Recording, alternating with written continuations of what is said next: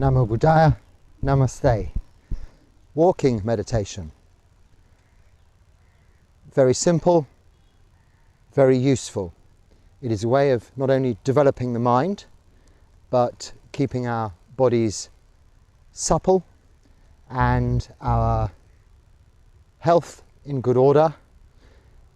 We spend many hours as meditators sitting still, and through long sitting sessions it is useful to break up those sessions with a purposeful activity, not just getting up, walking to the water fountain and chatting, but getting up from your sitting meditation, going and practicing walking meditation for say 20 minutes and then returning to sitting meditation. This is the practice. This is continuing your meditation throughout the time. Now, it also helps to develop your mind's strength of focus, concentration, the ability to stay on one meditation object. Like, for instance, in sitting meditation, you are observing the breath. In walking meditation, simply observing the feet. Again, it is bringing the conscious awareness back to the body, but in walking meditation, very much a physical sensation. So in a moment I will show you. I don't have a great walking meditation path here where I stay. I can't clear one because monks aren't allowed to do gardening, destroying plants. But some fence line has been put up, so there is a little bit I can walk along back and forth here. But what you require at home, and it's probably easier for you, is about a stretch of 20 paces. However, if you're inside, you don't have an outside, a garden or a park, or it's too busy, then you can stay inside. If you walk diagonally in the largest room in your house, you may have 8 to 10 paces. It's enough. Walk at an ordinary pace, maybe a little slower, but not artificially slow. If you walk too slow, it's hard to concentrate on the motion of walking. If you walk at a normal pace, once you get into a rhythm, like the breath, you're not controlling the breath when you're sitting meditation, you're just observing. So the same, similarly, with walking meditation, you're not controlling the pace of walking, you're just observing. So try and walk naturally. Walk upright, as if you're sitting meditation, with your hands just in front like this, not behind you, not waving around. In front. Left hand over right hand, same as sitting, right hand in left hand. It's a whole other video why it's these ways round, which I will explain one day. You might need to request this video for me to remember. But this way round, just like this. You can hold a little bit your left hand, not sure whether you can see that in this video, with your left hand, your right hand, and you face, excuse me, you face forward on your walking path, and you make a determination. You make a determination to walk to the end of this path, paying no more attention on anything other than your feet. Just that.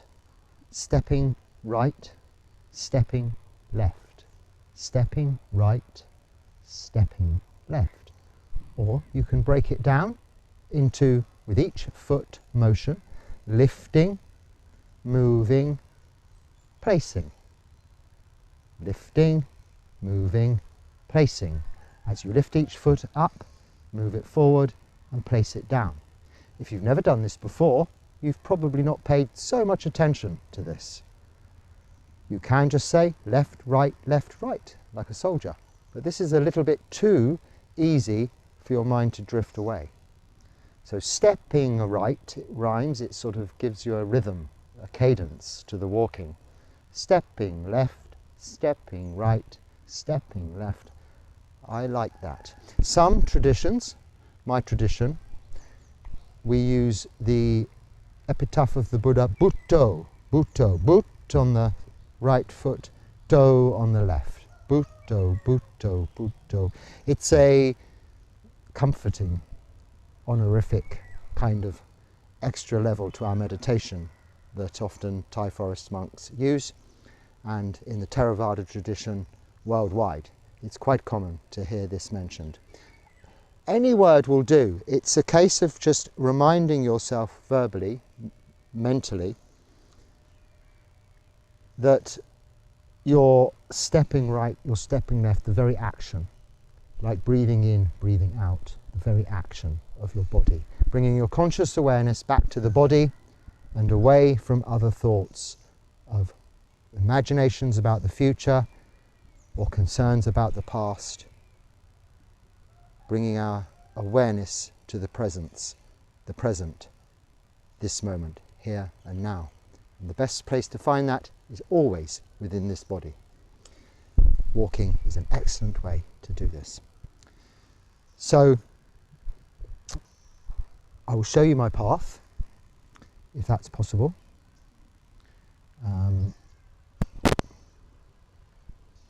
This is going to be the path today. It doesn't look very beautiful. Excuse me. It's not very long because, as you see, I can't walk much further than that. It's up and down a bit, but I can't really do any clearing. You may have an easier time finding a path than me here. There's plenty of other places for me to go for this, but at this time of day, busy. So sometimes, you know, being in these beautiful places isn't the best place for our practice. My kuti is certainly the easiest place for meditation. There are less insects, the floor is flat, and here is going to have to do for walking meditation today. A Chongrum path, walking path. So let me, please forgive my cough today. We don't wear our shoes for walking meditation, like when we go on alms round. We dispense with these, and I'm wondering how to. It's not really important because you know how your feet work, but for effect, we will try this. So you stand at the beginning of your meditation path, and look straight ahead of you. So I'm looking straight ahead of me. Upright like this, hands in front. Of course, I've got one hand occupied with the phone. But you look at where you're going. I'm going, in this case, to the last fence post. Rather a modern, unattractive bit of fencing, but I think it had to be cow-proof. As you can see, they've gone. I think there's this side to do. The cows are coming in a lot here, and they're not here just now. So we'll start with this walking. You start with the determination, making the determination that you will walk to the end of the path with your mind on your feet as you're stepping right, stepping left. If your mind drifts to something else, something surrounding you, something you're hearing, seeing, smelling, feeling, touching, then just bring your mind, your attention, your awareness back to the feet. I'm just going to go with bu, do, bu, do, bu, do. Or you could be saying stepping right, stepping left, stepping right, stepping left, stepping right, stepping left. Or lifting, moving, placing. Lifting, moving, placing. Lifting, moving, placing. The more you say, the slower you'd need to walk. Maybe if you're in a small room, walking diagonally, the longest stretch, you might need to slow the pace down by using more thought. Stepping, moving, placing. Stepping, moving, placing. See, that's a little bit too slow, a bit artificial. My mind, I'm now at the end of the path. My mind has wandered, I'll tell you why in a minute, Now you get to the end of the path and you turn, saying turning, turning, turning, turning, and then you stand still. You look to where you've come from and ask yourself, have I kept my determination to think only about walking, or did my mind wander?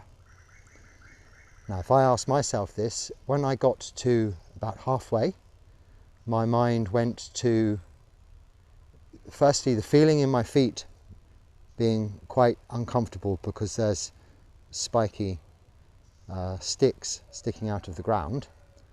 Then I noticed some plastic bottles litter and thought, I must pick those up. I should have picked them up before making this video. Then a cow. Then I noticed more litter, which I'll pick up in a minute. And you see how easy it is for your mind to wander. And I am like you. My mind wanders also. But when you get an established walking path and you get into a routine, it will wander less. This is not my usual walking path, and I'm using it for demonstration purposes. So other things were easier coming into my field of vision, things I'm hearing, the cows, smells, familiar, unfamiliar. These distractions are there. When you have a usual walking path, try and stick to it, and then it becomes your usual pattern for meditation. You're less easily distracted, and you can more easily develop focused awareness or even samadhi in your walking meditation. So I shall walk to the other back end. Before you set off, you've understood your mind wandered, and you make a determination again to now keep my mind on the walking. And it will be easier this time because I've walked the path once.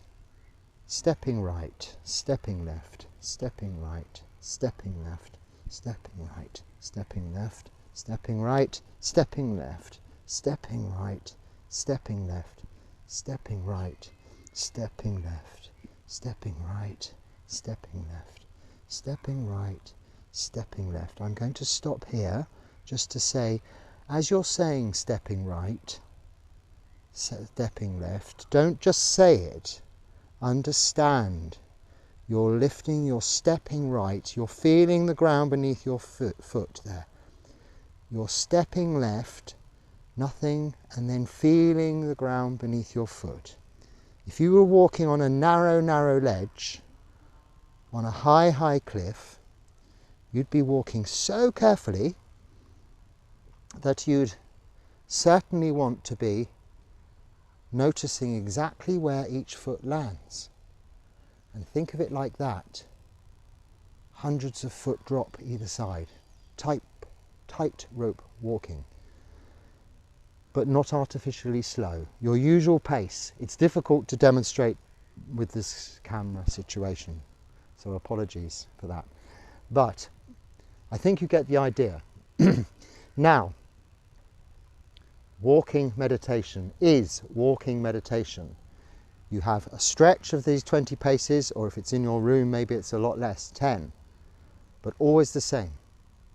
Don't think, well, I need to go to the shops, the local store, to buy a drink or a newspaper, so this will be my walking meditation. I'll think stepping left, stepping right. Yes, you can mindfully walk, saying Bhutto, Bhutto, Bhutto, stepping right, stepping right, stepping right, even lifting, moving, placing. You can do that all the way to the shops, and that is a very good mindfulness exercise activity. But it isn't walking meditation, because you are going somewhere. Now, you can help keep your mind in the present moment whilst walking to somewhere, but inevitably you will get to somewhere, and you will inevitably on the way incur obstacles like I just did on this walking path, very short, a plastic bottle and then some litter and some cow noises. This is going to take you away from developing any levels of focus in your meditation whilst practicing walking meditation. So we restrict our walking path to point A, point B, literally walking up, walking down, walking up, walking down. Not when we go to the shops, not, my walking meditation is a beautiful walk in the forest or a beautiful walk in the park. This is my walking meditation. No, that is beautiful walking in the forest and beautiful walking in the park, which is beautiful also. But walking meditation as part of your samadhi practice has to be that only.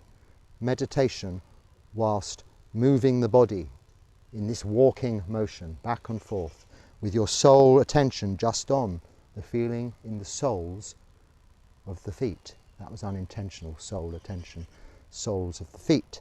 So, this is walking meditation. Like with sitting meditation, you may see, you've even seen me sitting on a beach, sunset, beautiful, meditating. Really, this is just sitting on a beach, sunset, beautiful, watching the sunset, beautiful. Meditation doesn't need beautiful. It doesn't even need sensory deprivation, a cell like this, no sound, no light, all of this. It really does need all of those things. It needs some kind of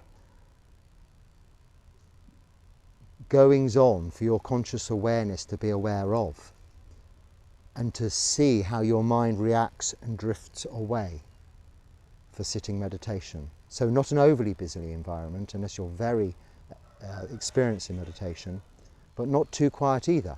Otherwise it's artificial. Like walking artificially slowly, it's making your conditions artificial. And the point of the Buddhist teachings are that it's about realistic living, real life, the truth, how things are. And to use meditation in our daily life, walking meditation, sitting meditation, because the Buddha taught meditation in all four postures: sitting, walking, standing, and lying down.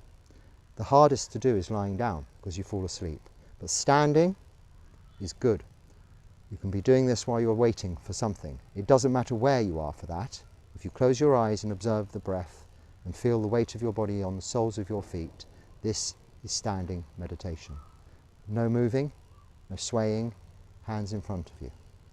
But walking meditation is a little easier because you're occupying yourself, and it's a nice, welcome break after a long period of sitting meditation. It gives you something else to stimulate the mind, generate some energy and enthusiasm to continue with your sitting.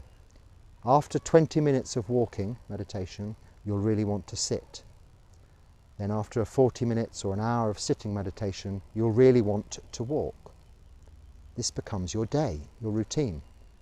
Slowly extending the sitting, not necessarily reducing the walking, but perhaps more sitting than walking eventually. I don't do so much walking. I use walking meditation as a practice every day and when necessary, but I have to do a lot of walking in my daily activities, 9 kilometres on average every day. So I actually really enjoy the sitting meditation, and on my walking activities, because it is the same routine each and every day, I cheat a little bit and call that my walking meditation. I'm saying stepping right or Bhutto all the way to where I take my food, my lunch, and all the way back. And it's the same route every day, but different things occurring, different obstacles. So it's not true meditation. You wouldn't develop samadhi in that posture. But in walking meditation, you can develop levels of focus towards samadhi, as long as you practice it well and you practice it for long enough. So, how can I sum this up? It's very important, but it's also a very useful opportunity to have a break in your sitting meditation. It's good for the development of your mind and its concentration powers, and it's good for the restorative qualities it has on your body, your physical being and welfare. It helps keep your body, your joints, your muscles supple and it's also good for your respiratory system and your cardiac system. This is why it's also important to walk at a usual pace. This activity will help you also when you come to sit, because you've loosened your joints, your cartilages up, you've practiced some very, very gentle but very, very effective exercise. And it may not seem like you've walked far, 20 paces for 20 minutes, but it does equate to about, in steps, about, I think, just under 1 kilometre. So if you were to walk 20 paces for 1 hour, you can walk up to 3 kilometres. Now, if you're in a small room, I appreciate it's difficult because there's lots of turning, but you can use the turning very mindfully to question what were you thinking about between point A and point B. This is reflection, and it's a very useful part of the practice. So as you see, this is a whole new dimension. I've included it on this channel today because I've also put a rather long sitting meditation on there today of my sitting this morning, and using the two, not necessarily sitting through the entire sitting meditation video, maybe listening to as much as you can take, stopping it and continuing. If you can sit through it, if you have an hour, it's a bit longer, then do so. I will make some short guided meditations also. But today I was just really including you in my own meditation practice and sharing with you the kind of ideas that you can use to help yourself when you're sitting. And then later on, when I was walking, I thought I ought to share this with you too. It's all about me sharing my experience here in India. So I hope my coughing wasn't too distracting for you, or too unpleasant. And I think if you have some questions, please leave a comment or send me an email, englishbuddhistmonk@gmail.com, and I'll be very happy to answer them directly and in the next video, which will of questions and answers. So thank you for watching, and if you're new to watching this channel, please subscribe so that you automatically get the next video and hopefully revisit, because they are different. They change each and every day because I like to share everything about this practice. So you can then pick and choose, watch or not watch.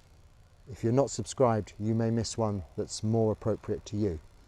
And the Buddha, he taught 84,000 teachings in the suttas to so many different kinds of people. That's why there's so many. But he was only teaching one thing. But of course, some teachings are more appropriate to different people, different ways of life. So some things are going to interest you, some aren't. So it's worth subscribing from that point of view, so you can find the ones that are interesting to you. So it's still morning here. I now go off for my meal, to collect my meal, which I'm looking forward to. It will be more walking, and I will wish you the very best. May you be happy, may you be well, may you be lucky. Have a beautiful and wonderful day, and I will look forward to your comments, any of your questions, and speaking to you again in the very near future. Namo Buddhaya.